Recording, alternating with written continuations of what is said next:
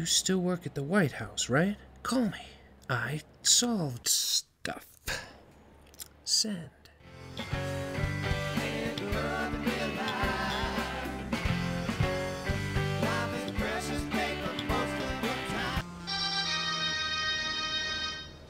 Hello? Pluto? It's Gordy. Hey, there you are. What are you doing? Can you hear me? Yeah, fine. Yeah, I got you in my headphones. So the president still listens to you?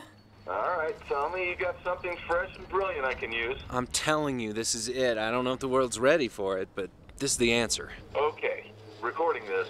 Hey, can I, remain anonymous and you take the credit? All right, sure. What's your premise? Okay, all your problems with the economy stem from how it rewards unethical behavior. I came up with a minor rule change that'll correct our course towards sharing our gifts and not just chasing money. Normal people dig that whole American dream thing, man. Pluto, to get anything through this dysfunctional gridlock we're stuck in, Tea Partiers to occupiers all gotta back this. Everyone alive, basically. In this climate, who's not gonna mind shouldering that massive first investment push we need? The dead. We let the dead people pay the bills we all agree our grandkids shouldn't have to. A death tax? Oh, hell no, an inheritance cap. You can leave tax-free money to as many people or charities as you want, but you can only leave, say, up to $5 million for each individual after you die. To spread it around? So more people spend and stoke commerce? And so people don't feel the need to over-collect anymore. You can still accumulate unlimited wealth and disperse it wherever you choose when you're alive, okay? But after you die, you can only leave $5 million to each person, to as many different people as you have money left for. Living relatives or total strangers out of the phone book if you want. Where are you getting that figure? Your mom and dad worth somewhere around $5 million, I'm guessing? I wish. No, I don't know about the numbers. Maybe it's 1 million, 10 million. For qualifying charities, maybe it's like a $5 billion cap. Whatever math your team thinks works. But in general, the idea is a firm cap on what you can leave individuals, to put a lid on it. The only exception being, if you've created a certain number of good-paying jobs, you get a credit to double the cap to one person. Okay, so incentives tied to job production spurs them to invest. Fine. But what happens if someone dies sitting on a buttload of assets that are unallocated? Say they don't know, love, or want to help anyone. If you didn't spend it enough when you were alive, and you run out of deserving heirs, excess leftovers go directly to pay down the debt.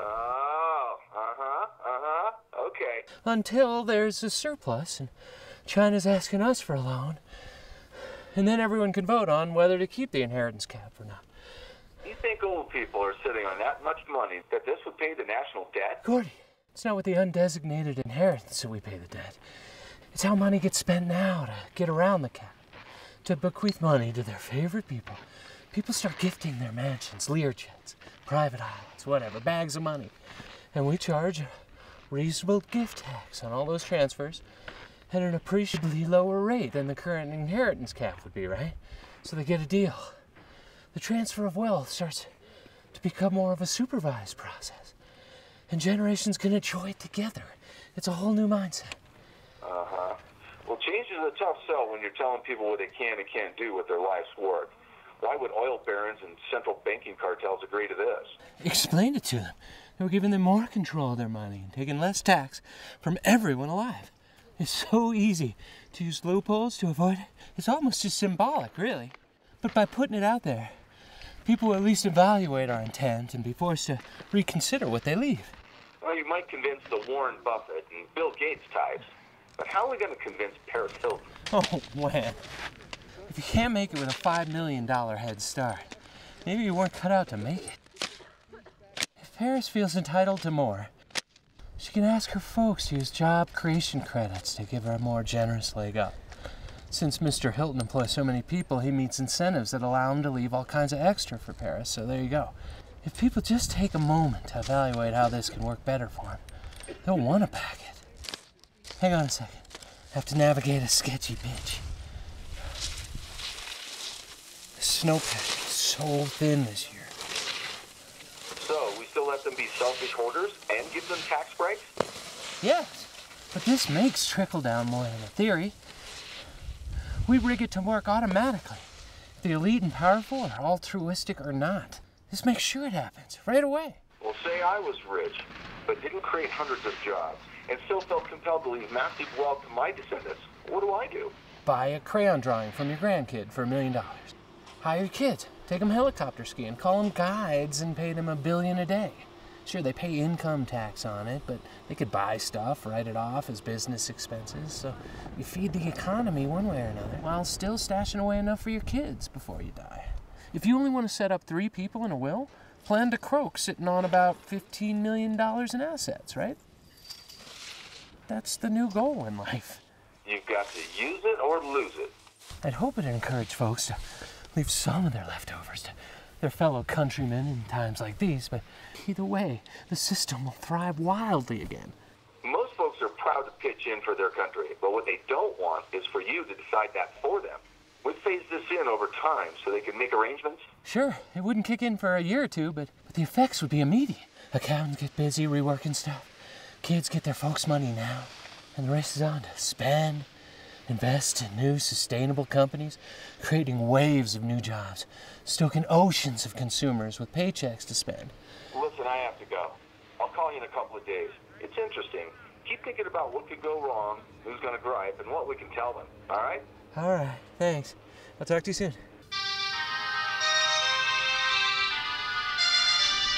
Hello? Hey, Pluto, it's Gordon. What's going on? What up, brother, man? All right, Pluto. I found out over the next 50 years, we're expecting over $41 trillion in inherited wealth to be transferred, mostly to the already affluent, though. Sounds promising, right? Hang on, can you hear me? Hold on, I'm almost to the top. Are you skiing, you dog? Carve and snowboard. Okay, go ahead. Okay, turns out estate planners are used to reworking arrangements all the time. Inheritance rules have changed 19 times in the past 35 years. Really? But today's laws already let you give away your first $5 million tax-free. Then after that, people are taxed between 35 and 55%. No, that sucks. It's gotta be a firm limit. If you take a slice, you just motivate the need to gather more to keep more, you see? You'll keep making overcollecting absolutely more imperative if you take a percentage. A hard cap has a deep psychological effect, making over-earning a waste of time. That's critical. The point is to change the point. Seems pointless with such huge loopholes. You need the loopholes. You gotta let them be corrupt. Gouge customers, shortchange workers, clear-cut 2,000-year-old forests for outrageous profit if they want, but this would take away some of the drive that might entice them to want to chop down more than they need. This pulls the carpet out from under every evil plan I can think of. It makes winning fun only if you like giving and being generous. After a certain point, you're just earning to give it away, so you better feel good about the service you provide or who you're doing it for, right? People's legacies become what cool, helpful things they were able to set in motion for others.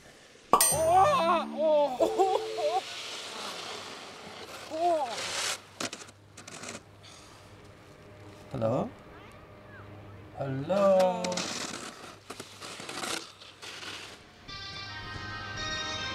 Hello? Hey, man, what the heck happened? Did you hit a moose and land on your phone? I lost you right when it was getting good.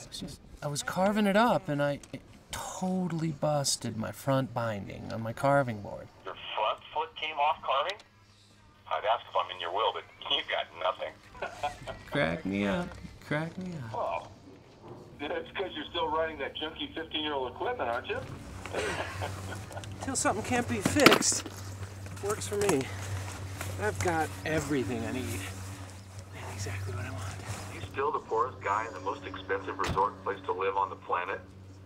So funny how you work that, man. Remember that old nasty van you used to drive? All right now, Fancy Pants. Can we get back to the point? Feel like I gotta sell you on it. Well, we'd have to sell it. What do you need, a slogan? Pass it on when you pass on. How's that? Sounds more like, if you don't spend it, we will. People are reluctant to change. Even when it serves them and helps their race to thrive? Smart, rich folks who want their grandkids to have a better life, they must be able to see that back, and this is a great way to leave them a better world. So how did they ever start that salary cap system in pro football? If prima donna NFL quarterbacks agreed to that a few years back so the league could be competitive and remain profitable, then surely... People are fiercely loyal to their families and possessive of what they're due. Kids are going to gripe about sharing their family's fortunes with a pool boy. So they'll act more worthy than Dad's nurse. It makes humans try and be better people to each other. Hell, you may not like all your future descendants anyway, right? We all have weirdos in our family we don't necessarily want to give unlimited power to just because they share our name. Let our grandsons decide how our future great-grandsons are compensated by knowing them personally and judging what they deserve. Isn't that reasonable? I don't know. It's different. Fine. Then just hit up the debt crisis panic to pitch it. Show them the math on that. What'd you say, 40 trillion in 50 years? If folks pre-gift even half of that to get it where they want before they ski off a cliff, at what rate, 20% gift taxes, say? Well, that's 4 trillion you'd take in the next couple years alone, not counting all the stimulus benefits from every imaginable angle. Well, that would be a decent start, but most of these guys' assets are tied up in corporations. Are you suggesting if Mr. Walmart chokes on a pretzel that we have to sell off his empire and distribute his estate in $5 million chunks? How do they do it now? You got to be able to set up foundations and organizations that can roll on their own. Okay, I'm not really sure. Work all that stuff out. Probably need some international restrictions, too. Giving local groups of investors a competitive advantage over single foreigners who aren't yet bound by caps. Now we got to force this on the whole world, because we don't want our local treasures bought up by foreign interests outbidding us with unrestricted offshore wealth. Sure, so restrict them. Push the G20 for worldwide adoption with whatever trade incentives it'd take, but meanwhile, add some sensible protections and jam it past Congress with some Emergency Jobs Order Act. Call it something patriotic, like the home of the free decree. Well, we pretty much have to. Nothing's easy. The simple cap's getting complicated. But it's so worth doing. Now you're remembered for your contributions that had merit. Ideas that people are grateful for. The reward is appreciation and self-respect. We'll like ourselves more. When working around your starting point, folks will be forced to at least reconsider their legacy. Once they got their people taken care of, maybe they'd pursue something else. Not for conquering profits, but for creating what they've always dreamed of. Maybe you pay your employees more to keep them dedicated and happy. Wait, conscientious capitalism? Reaping reasonable profits over maximum profits? That's never going to happen with stockholders' expectations. With a mental ceiling on financial aspirations, maybe stockholders would tolerate just decent returns from stable, ethically directed companies with a devoted workforce of happy people. People's morals evolve. Today, they sort trash to recycle. Tomorrow, recycling good fortunes and investing in your species may be valued. Enough becomes enough. Problem is, the only people this would annoy are the ones in power. The secret societies with multi-generational evil plans for a new world order. Some extreme occupiers might rather the whole system fail than to tweak it so it works again. But these are reasonable, gradual stepping stones that bridge us to where everything's fair. Slowly mixing in powerful corporate royalty with the rest of us over the next few generations. This transitions us forward without being totally unfair to those who have taken to and done well in today's system. Well, it does give protesters something to ask for, a specific demand they can force. All right, your idealistic utopia sounds almost imaginable. I gotta run, but I'll see what I can do. All right, do it, man. Keep me posted, brother.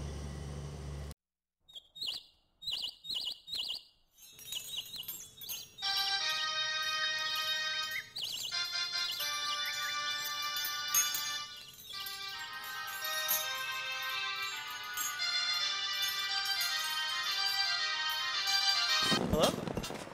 Hey, buddy. Gordon. Gordon, how's your struggles, man? Good, man. What are you doing? Oh, just checking the river. I want to go riverboarding, but there's not enough snow, not enough spring runoff to make it go. Guess I'll go drop in the skate park for a couple laps. How old do you think you are? Jeez, man. Hey, you been watching the news? Dude, we passed it. What? We got it passed. Really? You're kidding me, right? No, man, we did it. Yeah! Nice! Oh! We had to make a few compromises with reporters hiding behind the large companies, but they employ like a gazillion people, so as a whole, Man, you totally just brought down the whole house of credit cards. Wasn't that much fuss either. It's not that different. Once folks took a moment to look at it, they saw loopholes they wanted to dive through and bought into it as a self-serving no-brainer. You did it. You're a full-on save-the-world kind of hero. I'm telling you, this is like the shot Luke Skywalker put on the Death Star. Wait now, with lower gift taxes and income taxes we had to bend on, it may ignite the economy, but not sure it'll cover the debt like you expect. Don't get your hopes up too high, and it doesn't even kick in for another 2 years. It'll spark everything tomorrow. As kids get wealth now, Grandpa buys himself a lobster dinner every night. Just watch. Hang on. Invest everything you've got. It's about to go off. I am feeling pretty good about it, I must say. And so should you. Oh, man. This goes global? All our troubles are over. Making it worldwide and permanent, it would cure everything. Well, short of religious territory wars, crimes against women, and overdue library books, don't fool yourself, pal. No, you're right. This doesn't fix everything. Well, we've got trade measures, incentives, and regulations to encourage worldwide adoption. But it'll take our economy booming to convince them more than anything else. Oh, buddy, it will. The whole world's gonna see how foolish it would be not to have an inheritance cap for the good of their people. Yeah, mark my words. Well, let's hope so. I gotta go, brother. Love you, man. Good work. Love you too, brother. The ship is on. Victory! Gotcha!